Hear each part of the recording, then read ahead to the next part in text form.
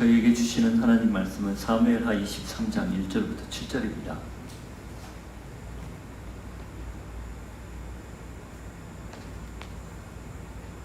같이 읽겠습니다. 이는 다윗의 마지막 말이라. 이새의 아들 다윗이 말하며 높이 세워진 자 야곱의 하나님께로부터 기름 부음 받은 자 이스라엘의 노래 잘하는 자가 말하노라. 여호와의 영이 나를 통하여 말씀하시며 그의 말씀이 내 혀에 있도다. 이스라엘의 하나님이 말씀하시며 이스라엘의 반석이 내게 이르시기를 사람을 공의로 다스리는 자 하나님을 경외함으로 다스리는 자여 그는 돋는 해의 아침빛 같고 구름 없는 아침 같고 비 내린 후에 광선으로 땅에서 운이 돋는 새불 같으니라 하시도다. 내 집이 하나님 앞에 이같지 아니하냐. 하나님이 나와 더불어 영원한 언약을 세우사 만사에 구비하고 견고하게 하셨으니 나의 모든 구원과 나의 모든 소원을 어찌 이루지 아니하시랴. 그러나 사악한 자는 다 내버려져 가시나무 같으니 이는 손으로 잡을 수 없음이로다. 그것들을 만지는 자는 철과 척자루를 가져야 하리니 그것들이 당장에 불살리리로다 하니라. 하나님, 한 신앙의 거인이 그의 생의 마지막에 중요한 말을 우리에게 들려줍니다.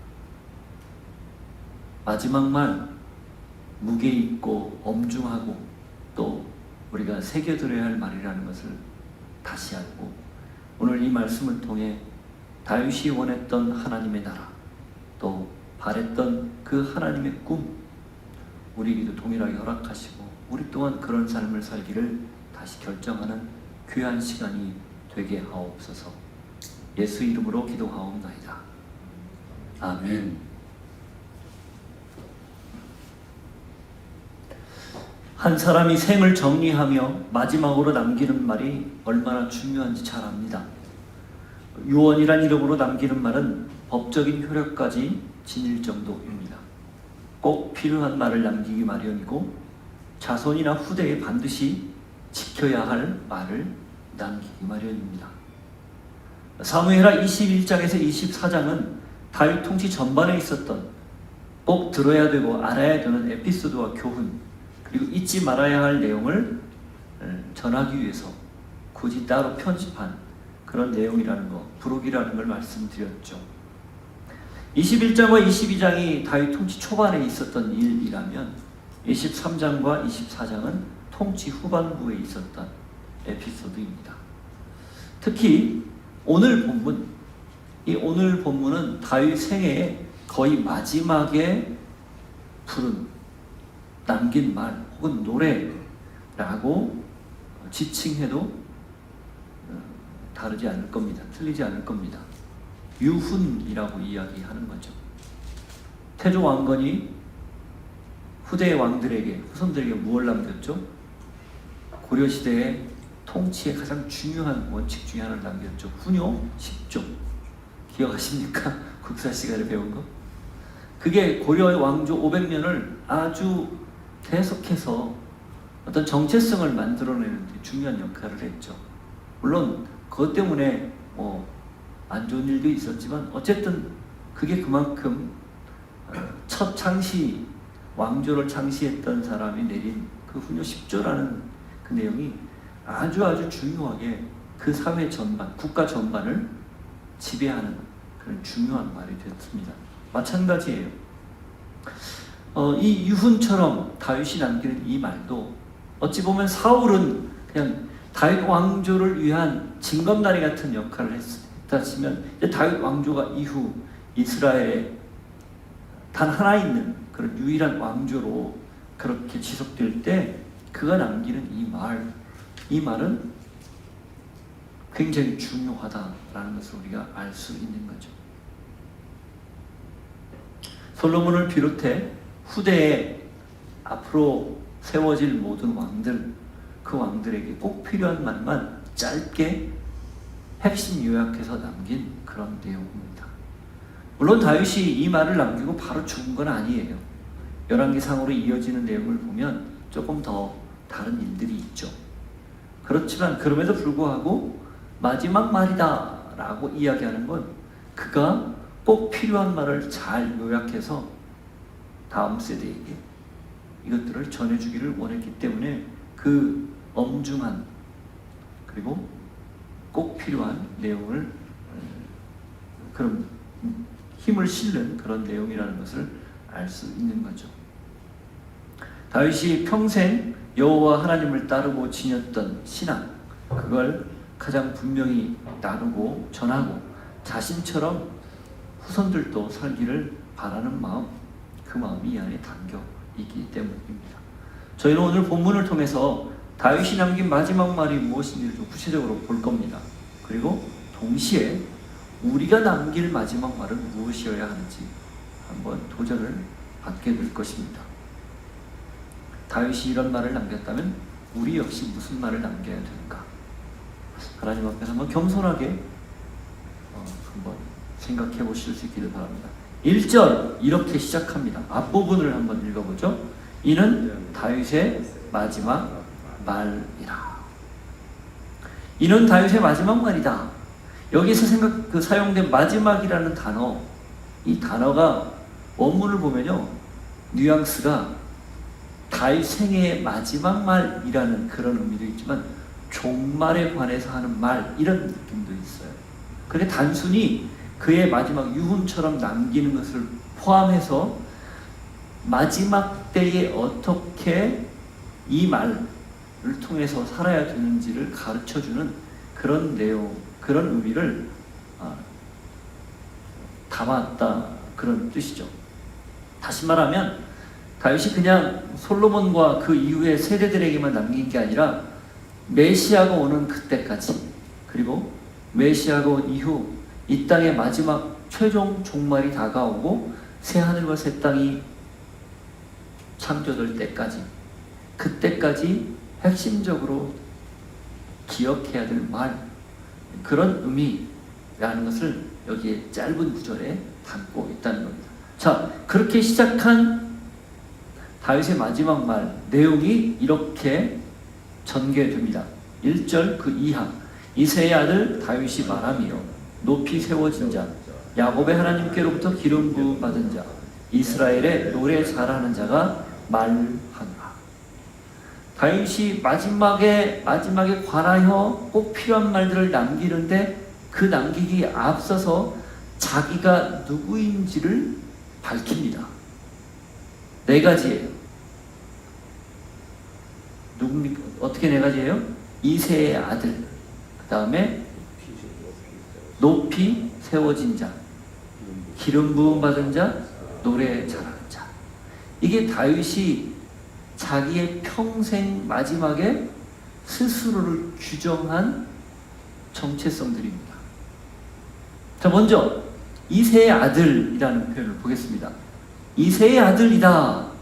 이 이새의 아들이라는 말은 사실은 지금껏 사용된 용례를 보면 다윗 자신이 자기를 낮춰 부를 때, 17장에 사울 앞에서 자기를 이야기할 때 저는 이새의 아들입니다, 이렇게 표현을 해요. 자기 스스로를 낮춰 부를 때. 그리고 또 하나는 다윗의 대적자들이 다윗을 비아냥거리거나 조롱할 때 쓰던 단어입니다. 대표적으로 한 가지만 볼까요? 22장 사무엘상 20장 30절을 한번 보시죠. 사무엘상 20장 30절에 보면 사울이 지금 요나단에게, 다윗을 도와준 요나단에게 막 불같이 화를 내면서 하는 말이에요. 보시죠. 사울이 요나단에게 화를 내며 그에게 이르되 회영무도한 계집의 소생아, 내가 이새의 아들을 택한 것이 내 수치와 내 어미의 벌거벗은 수치됨을 내가 어찌 알지 못하랴. 이렇게 그러니까 요나단을 향해 불같이 화를 내고 요나단에게 욕설을 퍼부으면서 다윗을 이야기할 때 이새의 아들이라는 표현을 써요. 다윗이라는 얘기를 안 해요. 그때 이 다윗이 사울의 사위였거든요. 이런 표현을 써요. 왜 그러면 이새의 아들이라는 표현이 그렇게 상대방이 깎아내리거나 혹은 비아냥거릴 때 쓰는 말일까? 이새가 태어난 이새의 고향이 베들레헴이거든요. 그 베들레헴이 우리가 예수님이 거기서 태어나고 그리고 이렇게 뭐 되게 이렇게 약간 좋은 의미로 이렇게 쓰이기 때문에 물론 좋은 곳이죠. 거부감이 없지만 이때만 해도 베들레헴이라고 하면요 떡집이라는 뜻인데요. 작은 시골에 아주 촌 중에 촌, 별로 주목받지 못하고 중앙에 비해서 한참 밀려있는 정말 시골 무지랭이라고 표현해도 될 만큼 과하게 그런 곳이었어요. 그런데 거기에서 사울이 생각하지도 않았던 정적이 지금 나타난 거잖아요. 그러니까 사울 편에서는 다윗을 조롱하거나 무시할 때 꼭 이새의 아들이라는 표현을 반복적으로 써요. 여기만 쓴 게 아니라 여러 군데에서 썼습니다. 심지어는 시바가 나중에 맞죠? 시바? 욕했던 사람? 세바입니까? 시바가 욕을 할 때 17장 사무엘하 17장 한번 보세요. 거기 보면 17장이 아니군요. 잠깐만요.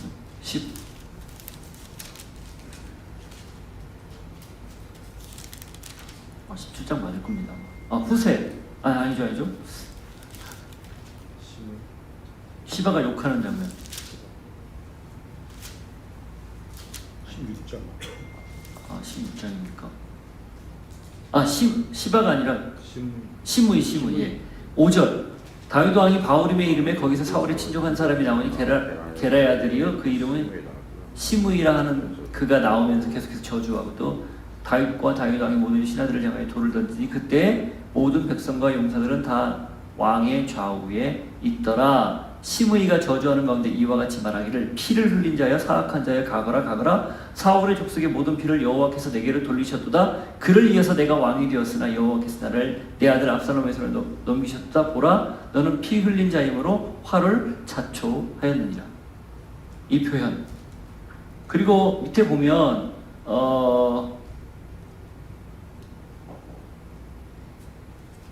제가 찾아놓고 지금 20장 1절입니다.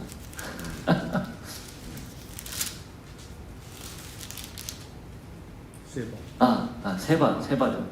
마침 거기에 불량배 하나가 있으니 그 이름은 세바인데 베냐민 사람 비그리의 아들이었더라. 그가 나팔을 불며 이르되 우리는 다윗과 나눌 분깃이 없으며 이새의 아들에게서 받을 유산이 우리에게 없도다. 이스라엘아 각각 장막으로 돌아가라 하며. 여기 이 내용이었어요. 세바, 반역을 일으켰다. 세바가 반역을 일으키면서 이새의 아들이라는 표현을 써요. 이게 보통 이새의 아들이라는 말이 가지고 있는 뉘앙스였어요. 느낌이었다고요. 그런데 다윗이 자신을 어떻게 지칭하는 겁니까? 이새의 아들이라고 이야기해요. 지금 다윗이 40년 가까이 나라를 다스렸고 모든 온 나라가 다윗을 따르는 사람들로 채워진 대부분이 그렇게 되어 있는 상황인데 스스로를 이렇게 낮춰 불렀다는 겁니다. 무슨 뜻일까요? 그랬던 나를 하나님이 일방적으로 은혜를 베푸셔서 여기까지 오게 하셨다. 이걸 지금 말하는 거예요. 다윗은 자기가 출신이 어디라는 걸 결코 놓치지 않았다는 거예요. 사람이 개천에서 용이 나면 개천을 잊고 하늘만 생각하거든요.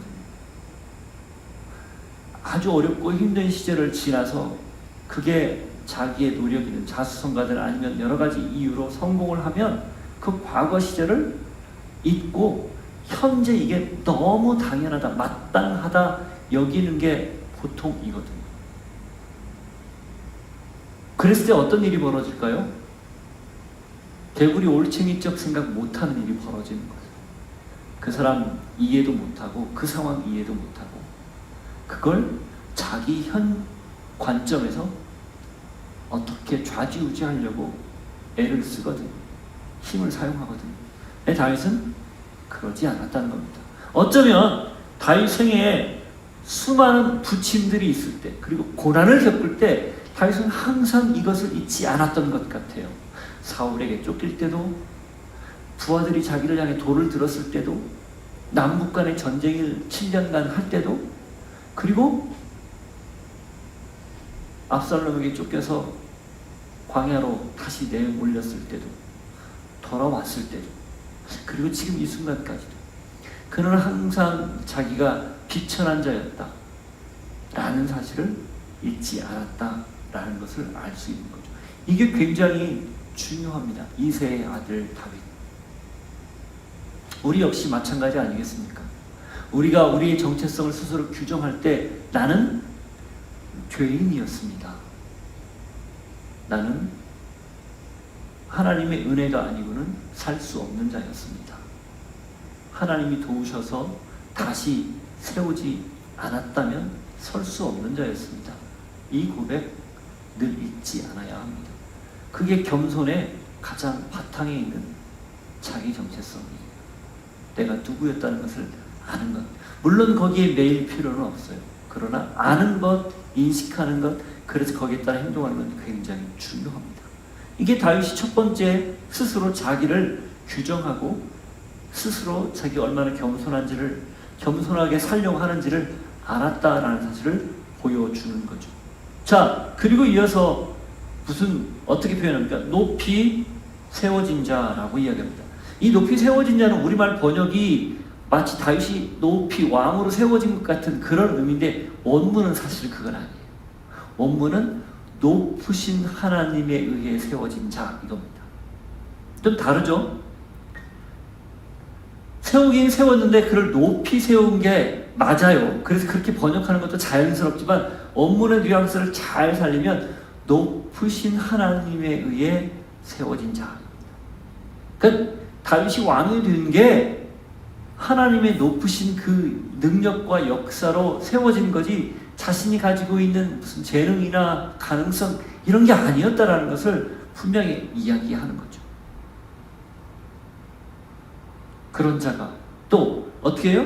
기름 부음 받았다 이렇게 이야기합니다. 야곱의 하나님으로부터 기름 부음을 받았다. 왜 하필 야곱의 하나님일까요? 여기에서, 이 부분에서 이 야곱의 하나님이라는 단어는, 이 표현은 누구누구의 하나님이라는 이야기를 성경에 많이 나오는데 월등히 많이 나옵니다. 아브라함의 하나님, 이삭의 하나님, 야곱의 하나님 이런 표현 나오잖아요. 그 중에서도 야곱의 하나님이 월등하게 많이 나오고, 심지어는 예언서에서도 야곱의 하나님이라는, 이스라엘을 너 야곱아라는 표현을 쓸 만큼 대표적으로 나와요. 이유가 있죠. 이 야곱을 통해 12아들이 나왔고, 그 12아들이 12지파의 조상이 되었고, 그들이 이스라엘 공동체를 이루었기 때문에 자연스럽게 이스라엘 이꼴 야곱이라는 등식이 이렇게 성립이 돼서, 또 야곱의 다른 이름이 이스라엘이기도 하고, 그래서 그렇게 부르는 거지만 사실 여기는 이중적인 의미가 있는 거예요. 야곱이 어떤 사람이었죠? 그 이름 자체가 뒤꿈치를 잡은 자 혹은 속이는 자, 뭐 좀 그런 표현이지만 좀 협잡꾼 이런 느낌이에요. 별 볼 일 없는 이름이 하나님을 붙들고 이스라엘로 바뀌었거든요. 굉장히 극적인 삶을 살았던 사람이 야곱이에요. 왜 다윗이 야곱의 하나님의 기름 부음을 받았다 이 표현을 썼는가? 사실 다윗의 삶도 야곱과 별반 다를 게 없는 부침이 있었고 우여곡절이 있었기 때문에, 그럼에도 불구하고 야곱을 선택해 조상으로 삼았듯 하나님이 나 역시 이스라엘의 주권자로 삼았다. 그런 기름 부음이라는 건 왕을 세울 때 사용하는 방식이었지 않습니까? 그걸 이야기하는 거예요. 계속 주어가 누구예요? 이새의 아들이라는 말에도 하나님의 도우심으로 그가 왕이 되었다는 게 깔려 있고, 그리고 하나님의 높이 세워진 자는 말할 것도 없고, 이 야곱의 하나님에 의해 기름 부음 받았다는 말도 똑같은 겁니다. 이어서 뭐라고 얘기해요? 노래 잘하는 자. 이건 무슨 의미일까요? 그는 우리가 알고 있는 것처럼 시편 150편 중에 73개의 시를 지었다고 했어요. 노래 잘하는 자 하면 대표적으로 이 다윗보다 앞설 사람이 없을 정도죠. 말 그대로예요. 그런데 여기에는 또 하나의 의미가 담겨 있습니다. 뭘까요? 예배자였다는 겁니다. 하나님을 온전히 예배하고 그 예배의 내용이 주님을 경배하고 높이는 찬양하는 것뿐 아니라 내 삶에 일어나는 수많은 일들을 하나님 앞에 토로하는 것들을 포함하여 때로는 상대방을 제발 이빨을 꺾어달라, 무릎을 꺾어달라, 뼈를 꺾어달라 할 정도로 그렇게 마치 분노의 치밀어 노래하듯 그런 노래를 포함해 탄식과 회개, 소망, 열망, 찬양, 경배 모든 걸 아우르는 그런 예배자였다는 겁니다. 자, 그런 사람이 뭘 해요? 말한다 이렇게 되어 있습니다. 이새의 아들 다윗이 말하미여. 이 말하미여라는 말, 이걸 맨 마지막으로 가져가도 의미는 같아요. 그런데 이 말했다라는 말이요, 우리가 말하는 토킹, 말하다 이 뜻이 아니에요. 예언하다라는 말입니다. 여기 쓰여진 말함이요. 바꿔 말하면 이 지금 다윗의 말은 단순히 누군가에게 남기는 말이 아니라 예언하는 말이라는 거예요. 선지자가 하나님의 위탁을 받아서 곧 신탁으로 세상을 향해서 하나님의 메시지를 전하는 그것과 같은 일이라는 거예요. 지금 다윗이 마치 선지자처럼 나단이나 갓이 그 앞에 나타나 하나님의 음성을 대언하고 뜻을 가르쳐줬듯 지금 아들 솔로몬과 후대에 오는 수많은 사람들을 향해 예언하고 있다는 겁니다. 이게 다윗이 우리에게 중요한 말을 하기에 앞서 스스로 자기를 규정한 내용이에요. 이새의 아들 겸손한 모습, 높으신 하나님에 의해 높아진 자, 그리고 하나님에 의해 기름 부음 받은 자, 하나님을 예배하는 자. 그가 지금 말을 한다. 그 이야기입니다. 그런데 그가 어떻게 말을 합니까? 2절 보세요. 여호와의 영이 나를 통하여 말씀하시며 그의 말씀이 내 혀에 있도다. 그런 자가 어떻게 얘기를 해요? 여호와의 영이 나를 통해 말씀하신다. 그의 말이 내 혀에 있다. 같은 표현이에요. 하나님이 역사하셔서 성령께서 역사하셔서 지금 말을 하고 있다라는 거예요. 이게 핵심입니다. 앞에 네 가지 정체성, 이걸 한마디로 이야기하면 하나님을 인정하는 겸손이거든요. 그래서 자기를 낮춰서 하나님께서 역사할 수 있도록 살아온 자라는 뜻이거든요. 그랬더니 어떻게 하는 거예요? 하나님이 당신의 영으로 다윗을 사로잡아 말씀하고 있다 그 말이에요. 제가 제 개인적으로 겪어보니 성령님이 분명히 말씀하시고 성경을 통해서 음성을 계속해 들려주는데 그걸 딱 거절할 때가 내가 너무 셀 때더라고요. 내 생각 그리고 나의 꿈이나 내가 바라는 것, 소망이죠. 내 자아가 너무 셀 때 절대 그 성령님의 말씀이, 성령님의 역사가 내 안에서 밖으로 안 나가더라고요. 들어와서 그냥 사장되는 거예요.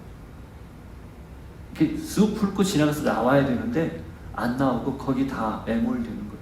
내가 너무 강해서. 여러분, 이 다윗이 자기 스스로를 규정한 이 규정, 그리고 거기에 성령님이 역사한 것, 이걸 잘 보십시오. 이 관계를. 다윗은 스스로를 계속 낮추고 하나님을 인정했기에 그분의 영이 오셔서 말씀하고 그의 혀 위에 말을 두었을 때 그 말을 고스란히 내보낼 수 있었다는 것, 이걸 꼭 기억하십시오. 우리는 우리 스스로를 규정하는 것, 정체성을 규정하는 것 굉장히 중요합니다. 근데 그 정체성의 핵심이 뭐냐? 바로 겸손한 자가 되어야 된다는 거예요. 이 네 가지를 한마디로 이야기하면 겸손한 자이거든요. 베드로전서 5장 6절과 야고보서 4장 10절을 한번 차례로 보죠. 베드로전서 5장 6절.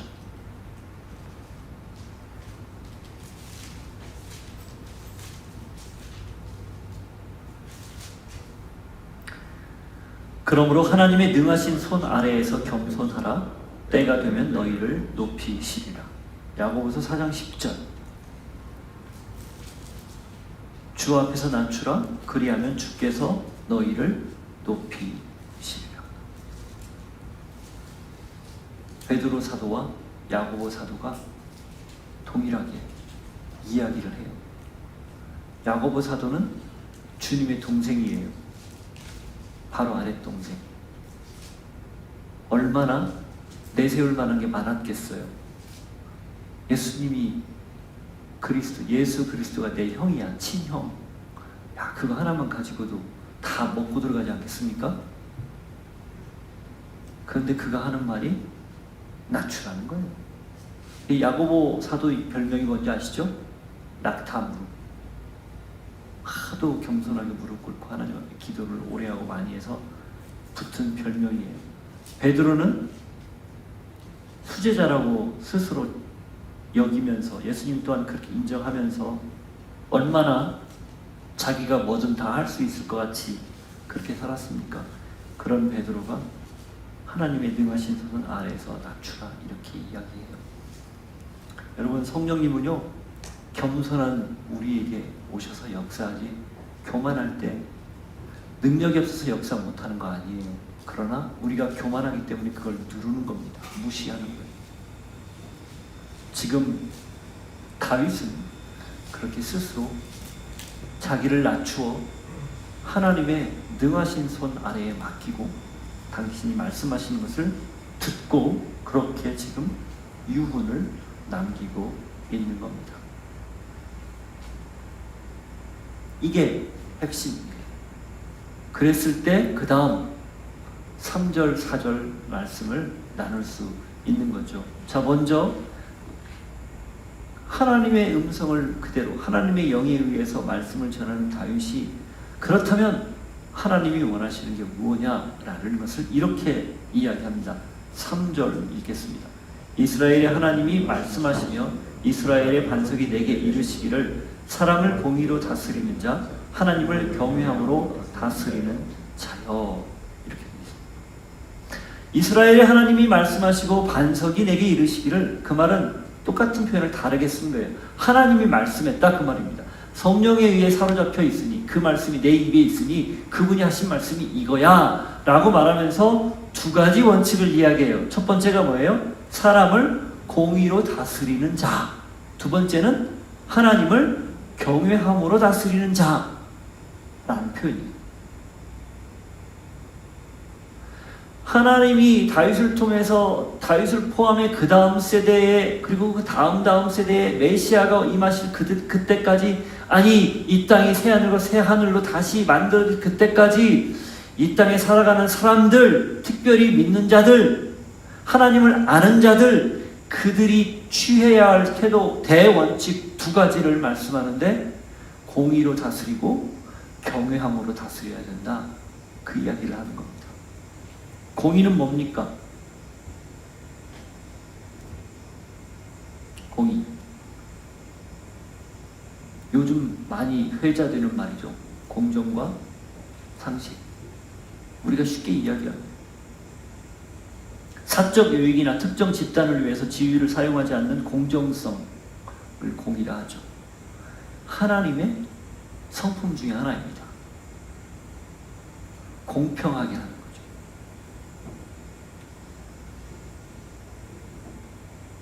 하나님의 대리자이기 때문에 하나님의 성품을 닮아서 그 성품을 구현하는 것, 이게 하나님의 사람들의 몫이다 말하는 거예요. 그러면 이 공의는 어디서 오는가? 하나님을 경외하는 데서 온다라는 겁니다. 두려워하는 마음이죠. 이 두려워한다는 것 뭘까요?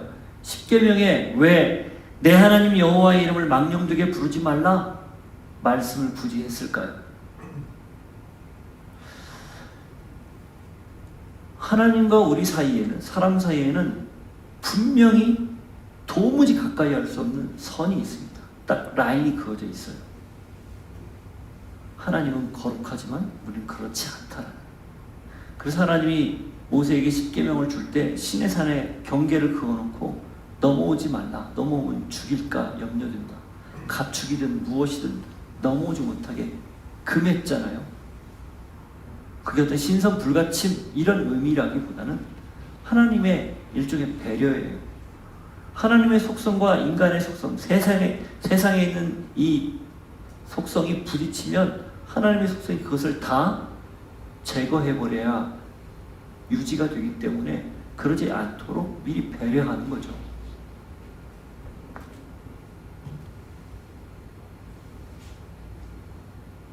하나님이 은혜로 우리에게 파격적으로 모든 걸 깨트리고 다가온다 해서 그분의 거룩함, 구별되는 그걸 무시해서 된다? 아니라는 거예요. 아무리 우리를 사랑하는 은혜로 덮는다 해도 하나님은 여전히 하나님이라는 겁니다. 그럴수록 분명하게 선을 지켜야 된다. 그게 바로 경외라는 말에 담긴 표현이에요. 하나님이 우리를 은혜로 구원하지만 여전히 하나님임을 인정하는 태도죠.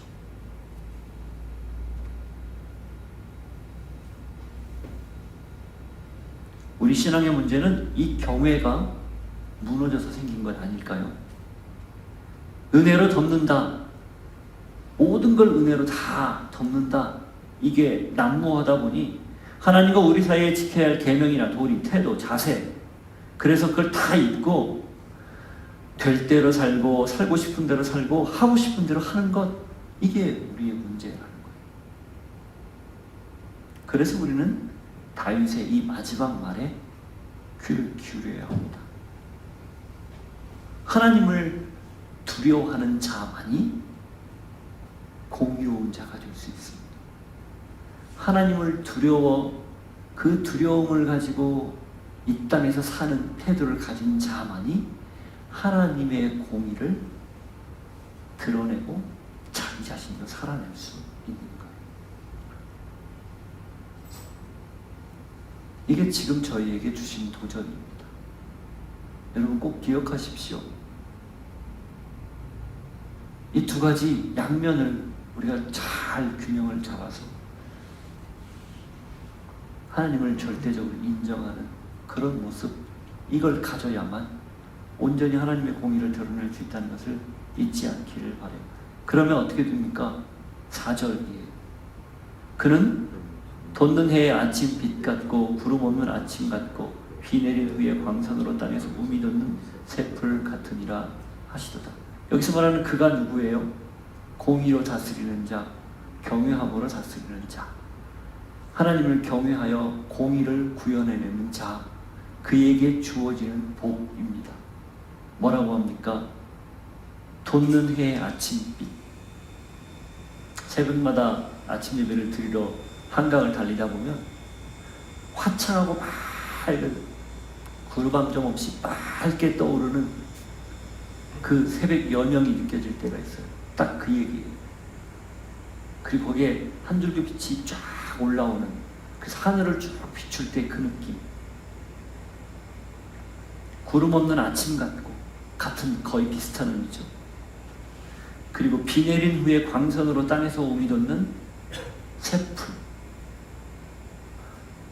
비가 내린 다음에 따뜻한 햇볕이 비쳐서 거기에서 새싹이 돋아나는 그런 장면.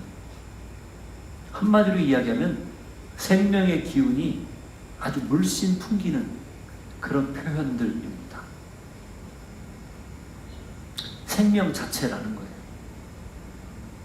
누가 하나님을 경외하면서 공의를 실천하고 다스리는 자가, 어떤 나라가 하나님을 경외하면서 공의를 세우는 나라가, 어떤 사회가 하나님을 경외하면서 하나님의 공의를 드러내는 사회가 그렇다는 거예요. 생명이 물씬 묻어나는, 생명의 기운이 막 풍기는 그런 개인, 사회, 나라가 될 수 있다라는 거죠. 우리 삶에 드리운 어둠은 딱 하나, 빛이 찾아올 때 사라집니다. 빛은 인의 생명으로 나타나죠. 빛과 생명은 같다는 거죠. 그래서 예수님이 자신을 빛이라 동시에 생명이라 말씀하신 거예요. 하나님을 경외하는 자에게 자연스럽게 나타나는 것, 그게 생명현상이라는 뜻입니다. 빛이 비치고 생명이 움터 살고 자라는 것, 그게 하나님이 꿈꾸는 나라고 다윗이 지금 장차 앞으로 펼쳐질 나라가 구현해야 될 나라라고 모습을 이야기하는 거죠. 말라기 4장 2절을 보십시오. 이걸 말라기 선지자가 구약의 마지막 부분에서 이렇게 이야기했어요. 이런 모습을, 이 세상을 만군의 여호와가 임하고 그분의 공의가 펼쳐질 때 이런 일들이 일어날 거라는 거예요. 1절부터 보죠. 만군의 여호와가 이르노라. 보라, 용광로 불같은 날이 이르리니 교만한 자와 악을 행하는 자는 다 지푸라기 같을 것이라. 그 이르는 날에 그들을 살라 그 뿌리와 가지를 남기지 아니할 것이로되. 심판 때에 그렇게 될 거라는 거예요. 그러나 내 이름을 경외하는 너희에게는 공의로운 해가 떠올라서 치료하는 광선을 비추리니 너희가 나가서 외양간에서 나온 송아지같이 뛰리라. 그대로예요. 하나님의 이름을 경외하는 사람들에게는 공의로운 해가 떠올라서 치료하는 광선을 바란다. 지금 방금 읽었던 4절과 거의 흡사하지 않습니까? 생명작용입니다. 다윗이 꿈꾸는 나라는 결국 어둠이 사라지고 빛이 임하는 나라이면서 그게 생명으로 싹트고 자라고 성장하는 나라라는 거예요. 우리 신앙에 우리가 가진 꿈이라면 바로 이겁니다. 왜 신앙을 가지면 그 안에 빛이 비치고, 왜 신앙을 가지면 죽음이 아니라 생명을 계속 묵상하는가? 이 이유 때문이에요.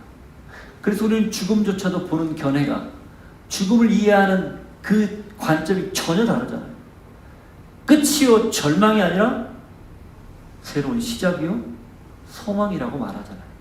그런 맥락에서 그렇습니다. 왜 우리는 생명을 소유하는 자들이니까, 생명을 가지고 있는 사람들이니까. 저는 여러분의 삶에도 이런 아름다운 선순환이 계속해서 일어나기를 바라요. 하나님을 경외하니 자연스럽게 하나님의 공의가 드러나고, 그러니 마치 아침 해가 돋듯 따스한 햇볕이 내리쬐어 생명이 움트고 생명이 자라고, 그 풍성한 생명 때문에 더 하나님을 경외하고 또 공의로 다스리고 또 하나님의 생명의 빛이 비치고, 그런 선순환, 그런 모습들이 일어날 수 있으시기를 바랍니다. 자, 그렇게 하나님이 다스리는 나라에 대한 이야기를 했어요. 이제 이어서 내가 왜 이렇게 말을 하는 줄 알아? 라고 하는 듯한 표현의 이야기가 나옵니다. 그 5절 보시죠. 내 집이 하나님 앞에 이같지 아니하냐? 하나님이 나와 더불어 영원한 언약을 세우사 만사에 구비하고 견고하게 하셨으니 나의 모든 구원과 나의 모든 소원을 어찌 이루지 아니하시냐. 이 5절은 사실은 빼도 문맥상 아무 문제가 없습니다. 4절과 6절이 이어지거든요. 잘 보면 하나님을 경외하는 자는 이렇게 되지만 그러나 사악한 자는 이렇게 되거든요. 그런데 5절이 쓱 들어가 있는 느낌이에요. 이게 문맥상 집어넣은 거라고 볼 수 있죠. 다윗이 무슨 의도로? 내가 3절, 4절에서 말하는 대로 산 장본인이야? 증인이야? 증거야? 샘플이야? 그렇게 말하는 거예요. 자기가 그렇게 살았기 때문에 이렇게 말한다, 그 말이에요. 한마디로 말하면. 그리고 그렇게 살았더니 하나님이 당연히 모든 것들을 이루어 주셨다. 그게 5절입니다. 얼마나 설득력이 있어요? 얼마나 힘이 있습니까? 그게 안 느껴집니까 혹시? 다윗이 당당하잖아요. 여러분, 무슨 말씀이에요? 다윗 생을 보면 다 그런 건 아니죠. 네, 맞아요. 그러나 그럼에도 불구하고 다윗은 그 중심이 늘 하나님을 향해 있었다는 거예요. 서두에 자기 정체성 4가지를 밝힐 때도 그렇게 겸손한 자라고 말할 수 있었던 것, 그러지 않을 때도 있었지만 그렇게 말할 수 있었던 것, 늘 중심에 하나님을 모시고 그런 모습으로 살았기 때문이라는 거예요. 그의 말이 설득력이 있고 힘이 있습니다. 그리스도인만큼 말을 많이 하고 잘하는 사람들 없을 겁니다. 특히 저처럼 설교하는 사람들 말할 필요 없죠. 그렇지만 그렇기에 더 책임져야 할 게 많다는 것, 그게 우리 그리스도인들의 무게입니다. 왜냐? 하나님의 나라는 말에 있지 않고 어디에 있다고요? 능력에 있기 때문에. 고린도전서 4장을 보십시오.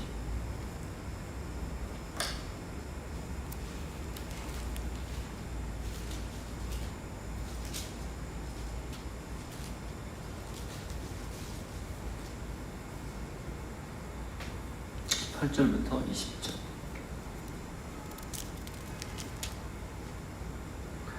어떤 이들은 내가 너희에게 나아가지 아니한 것 같이 스스로 교만하였으나 주께서 허락하시면 내가 너희에게 속히 나아가서 교만한 자들의 말이 아니라 오직 그 능력을 알아보겠으니 하나님의 나라는 말에 있지 아니하고 오직 능력에 있습니다. 바울을 비방하거든요. 이런저런 말로 계속 바울의 사도권에 대해서 의문을 제기하거든요. 그러니 바울이 참다 못해 이야기하는 거예요. 그 말을 내가 다 점검해 보겠다. 그리고 정말 맞는지 확인해 보겠다. 하나님의 나라는 말에 있지 않고 능력에 있다. 바꿔 말하면 그렇게 살아낸 삶에 있다. 이 이야기잖아요. 말의 힘은 말에 있지 않습니다. 그가 살아낸 삶에 있습니다. 이걸 놓치는 순간 말뿐인 가짜가 된다는 것 우리가 기억해야 할 겁니다. 그리고 이어서 다윗이 말해요. 그렇게 하나님을 경외하지도 않고 공의로 다스리지도 않는 자들은 어떻게 될지 운명을 말합니다. 6절 7절. 그러나 사악한 자는 다 내버려질 가시나무 같으니 이는 손으로 잡을 수 없음이로다. 그것들을 만지는 자는 철과 청자루를 가져야 하리니 그것들이 당장에 불살리리로다 하니라. 반대를 이야기하는 거죠. 하나님의 뜻대로 살지 않고 사악한 자들, 스스로 교만해서 하나님의 말씀을 무시하고 하나님을 경외하기는커녕 하나님을 무시하는 자들, 그들에게 어떤 운명이 다가올 건지를 이야기하는 거예요. 마치 시편 1편 같습니다. 한번 보십시오. 익숙하지만 우리가 또 이럴 때 이 말씀과 곁들여서 다윗이 한 마지막 이 유언 같은 말씀에서 한 이야기와 곁들여서 이 부분을 읽으면 새롭습니다. 복 있는 사람은 악인들의 꾀를 따르지 아니하며 죄인들의 길에 서지 아니하며 오만한 자들의 자리에 앉지 아니하고 오직 여호와의 율법을 즐거워하여 그의 율법을 주야로 묵상하는도다. 그는 시냇가에 심은 나무가 철을 따라 열매를 맺으며 그 잎사귀가 마르지 아니함 같으니 그가 하는 모든 일이 다 형통하리로다. 다윗이 이야기했던 경외하고 공의로운 자가 받는 생명의 혜택과 똑같죠?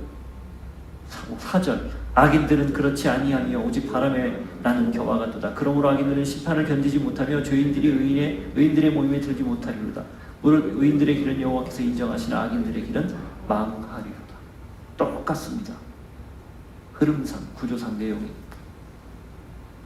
성경은 의인과 악인의 결말을 알려주는 책입니다.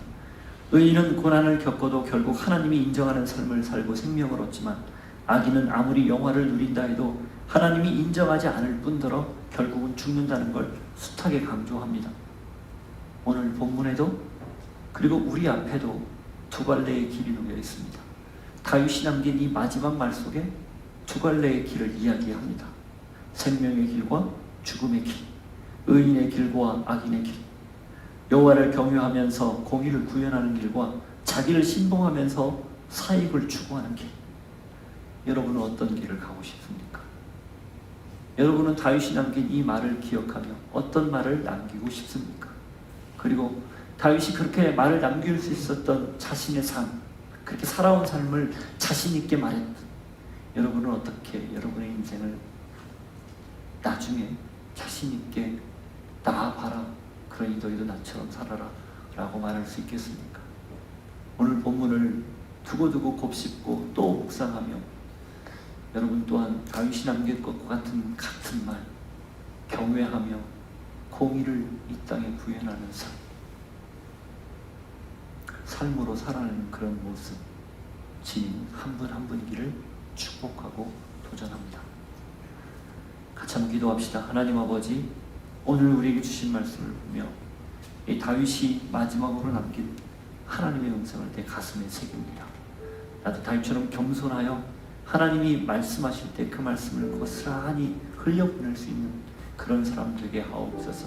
무엇보다 하나님을 경외하며 하나님의 공의를 내 삶에도 또 나와 관계된 곳에서도 고스란히 드러내며 살 수 있도록 하시되, 그렇게 살아낸 나의 삶이 당당히 누군가에게 말할 수 있을 만큼 될 수 있도록 나를 도와주시옵소서. 같이 한번 기도합시다. 하나님, 그렇습니다. 내가 원하는 건 단 하나, 주님의 기쁨이 되는 것. 그 기쁨이란 곧 하나님을 경외하며 주의 공의를 마음껏 드러내고 또 살아내는 것이라는 사실을 잊지 않게 해주십시오. 내가 그렇게 살게 해주시고 그렇게 살 수 있도록 성령님 나에게 은혜를 베풀어 주시고 함께 해주시고, 겸손하여 그 성령의 음성과 이끄심에 따라 살아갈 수 있는 내가 될 수 있도록 주님 도와주옵소서. 주여, 우리에게도 어느 순간 마지막이 다가올 겁니다. 그때 나의 아이들에게, 나의 후배들에게 당당하게 말할 수 있는 언어, 말 허락하여 주시고, 다윗이 남겼던 것과 같은 무게의 말들을 우리도 남기며 두고두고 추억에 남고 두고두고 머리에 남을 수 있는 그런 인생으로 살아갈 수 있는 저희 되게 하옵소서. 두 갈래의 길이 우리에게 놓여 있습니다. 악인의 길과 의인의 길, 생명의 길과 죽음의 길, 하나님을 경외하며 공의를 펼치는 길과 나를 신봉하며 나의 삶을 추구하는 길, 그 길 앞에서 주님 날마다 나를 쳐서 하나님이 원하시는 길 따라갈 수 있도록 우리를 붙들어 주옵소서. 하나님 아버지, 다윗이 남긴 마지막 말 우리가 함께 들었습니다. 하나님을 경외해라. 그리고 공의로 하나님의 뜻을 펼쳐라. 그래야만 생명이 마음껏 돋아나고 살아나고 자랄 것이다. 그렇게 살면 자신 있게 말할 수 있을 것이다. 마음에 새깁니다. 살 수 있도록 도와주시고 살아갈 수 있도록 역사해 주시고 그렇게 살고 말할 수 있게 하여 주옵소서. 예수님 이름으로 기도하옵나이다. 자리에서 일어서서 고백합니다. 내가 원하는 한 가지, 내가 원하는 한 가지, 주님의 기쁨이 되는 것. 내가 원하는 한 가지, 주님의 기쁨이 되는 것. 내가 원하는 한 가지는, 내가 원하는 한 가지, 주님의 기쁨이 되는 것.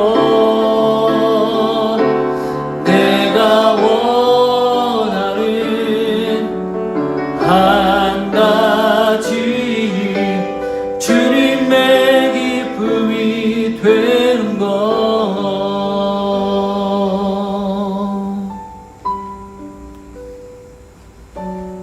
생명의 길을 따라가게 하옵소서. 공의로운 길을 따라가게 하옵소서. 하나님을 경외하는 삶을 살게 하여 주옵소서. 은혜에 감사하여 물질을 드리오니, 삶을 드리고 우리의 마음을 드리오니 받으시고 마음껏 복 내려 주옵소서. 지금은 예수 그리스도의 은혜와 하나님 아버지의 사랑과 성령님의 교통하심이,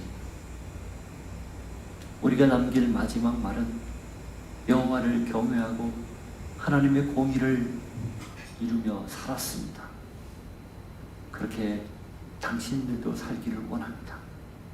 이거라는 사실을 잊지 않고 오늘 하루를 살아내기로 소망하는 주의 백성들 머리 위에 삶의 자리 지금부터 영원토록 함께 하시기를 간절히 축원하옵나이다. 아멘.